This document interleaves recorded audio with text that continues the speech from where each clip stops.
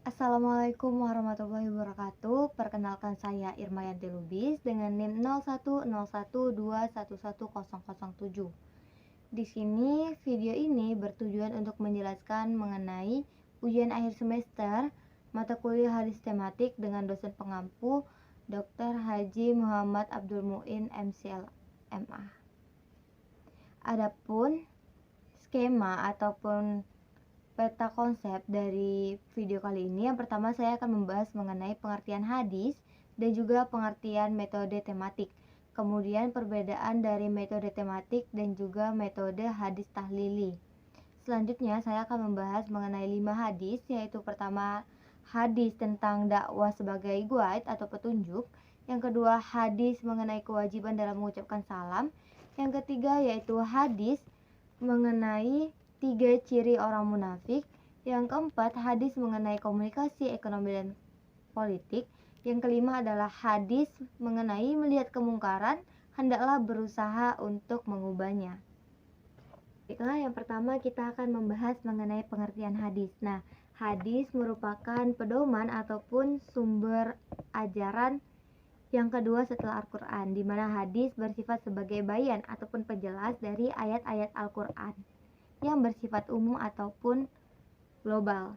Lalu secara bahasa atau harfiah, hadis dikatakan sebagai ucapan, perkataan, maupun percakapan. Secara terminologi atau istilah, hadis adalah seluruh catatan ataupun rekaman yang berisi tentang tingkah laku dan juga percakapan yang berasal dari Nabi Muhammad SAW. Lalu ada nih dua ulama atau dua ahli yang mengungkapkan mengenai hadis. Yang pertama ada dari ahli fikih. Ahli fikih mengatakan bahwa hadis adalah segala sesuatu, baik itu tingkah laku maupun perkataan dan juga takrir yang berasal dari Nabi Muhammad SAW yang berisi tentang hal-hal yang berkaitan dengan hukum syara dan juga ketetapannya. Sementara hadis atau ahli hadis mengungkapkan bahwa hadis adalah segala sesuatu yang disandarkan kepada Nabi Muhammad SAW, baik berupa perkataan maupun perbuatan, dan juga al-ihwal tentang Nabi Muhammad SAW. Nah, jadi di sini bisa diambil kesimpulan bahwa hadis adalah segala sesuatu yang berkaitan dengan Nabi Muhammad SAW, baik itu perkataan, perbuatan, maupun tingkah lakunya, baik sebelum beliau diangkat menjadi rasul maupun sesudah beliau diangkat menjadi rasul. Lalu ada nih mengenai pengertian metode hadis tematik, yaitu hadis yang dikumpulkan berdasarkan topik ataupun tema tertentu yang kemudian dikaji kembali untuk diketahui penyebab munculnya. Kemudian ada perbedaan antara metode hadis tematik dengan metode hadis tahlili. Di sini perbedaannya terletak bahwa apabila metode hadis tematik ini harus dikumpulkan dengan topik yang sama atau beberapa hadis harus dikumpulkan dengan topik yang sama, maka hadis tahlili tidak perlu. Tetapi hadis tahlili mengkaji satu hadis baik dari perkata demi kata, kalimat demi kalimat, yang akhirnya memunculkan pemahaman secara mendalam.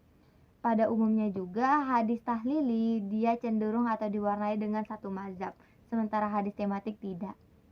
Baik, itu saja. Lanjut kita kepada hadis mengenai dakwah sebagai guide. Nah, dari gambar di atas bisa kita lihat bahwa hadis tentang dakwah itu sebagai guide diartikan juga dari Sunan Abu Daud telah menceritakan kepada kami, Said bin Mansur telah menceritakan kepada kami, Abdul Aziz bin Abdul Hazim dari ayahnya, dari Sahal bin Sa'ad dari Nabi SAW. Beliau bersabda, "Demi Allah, sekiranya Allah telah memberikan petunjuk kepada seorang laki-laki melalui perantaramu, maka itu lebih baik bagimu dari unta merah." Lalu hadis kedua yaitu hadis kewajiban mengucapkan salam, itu dari Wa'an Ribaiyah qala haddatsana rajulun min Bani Amirin annahu sta'dana 'ala an-nabiy sallallahu alaihi wasallam wa huwa fi baitin faqala a'alihu faqala an-nabiy sallallahu alaihi wasallam li khadimi akhrus ila haja fa'allamahu istizan faqulu lahu quli assalamu alaikum a'adkhulu. Fasami'athu rajulu faqala, assalamualaikum a'adkhulu. Fa'adzina lahun nabiyyu sallallahu alaihi wasallam fadakhala. Yang artinya, suatu hari seorang Bani Amir ke rumah Rasulullah dan meminta izin untuk memasuki rumah beliau. Maka Rasulullah berkata kepada pembantunya, "Keluarlah kamu dan ajarkan laki-laki itu adab meminta izin. Katakanlah padanya untuk mengucapkan Assalamualaikum, bolehkah aku masuk?" Hadis riwayat Abu Daud dan Ahmad. Lalu hadis ketiga mengenai 3 ciri orang munafik, yaitu ahyatul munafik salasun, idza hadasa kadzaba, wa idza wa'ada aflafa, wa idza tumina khana rawi. Yang artinya, ada tanda-tanda orang munafik itu ada 3. Jika berbicara ia berdusta, jika ia berjanji ia mengingkari, dan jika dipercaya ia berkhianat. Lalu lanjut kita masuk ke dalam hadis komunikasi, ekonomi, dan politik.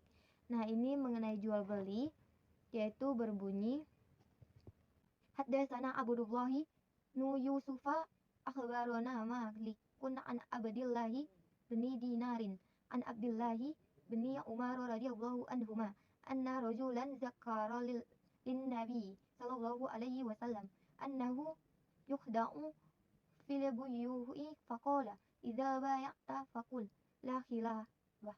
Yang artinya, telah menceritakan kepada kami Abdullah bin Yusuf telah mengabarkan kepada kami Malik dari Abdullah bin Dinar dari Abdullah bin Umar radhiyallahu anhu bahwa ada seorang laki-laki menceritakan kepada Nabi sallallahu alaihi wasallam bahwa dia tertipu dalam jual beli. Maka beliau bersabda, "Jika kamu menjual beli, katakanlah maaf, namun jangan ada penipuan." Kemudian hadis kelima, yaitu melihat kemungkaran hendaklah berusaha mengubahnya. Itu berbunyi, an Abi Sa'id Khudri radhiyallahu anhu qala sami'tu Rasulullah sallallahu alaihi wasallam yaqulu man ra'a minkum munkara falyughayyirhu bi yadihi fa inna lam yastati fa bi lisani fa in lam yastati fa bi qalbihi wa zalika ud'afu iman. Yang artinya, dari Abu Al-Khudri radhiyallahu anhu, ia berkata, aku mendengar Rasulullah sallallahu alaihi wasallam bersabda, barang siapa melihat kemungkaran, ubahlah dengan tangannya. Jika tidak bisa, ubahlah dengan lisannya. Jika tidak bisa, ingkarilah dengan hatinya. Dan itu merupakan selemah-lemahnya iman. Hadis riwayat Muslim nomor 49. Baik, sekiranya itu saja video yang bisa saya tampilkan. Apabila ada salah kata ataupun pengucapan yang tidak kurang tepat, saya mohon maaf. Kepada Allah saya mohon ampun. Wabillahi taufiq wal hidayah. Wassalamualaikum warahmatullahi wabarakatuh.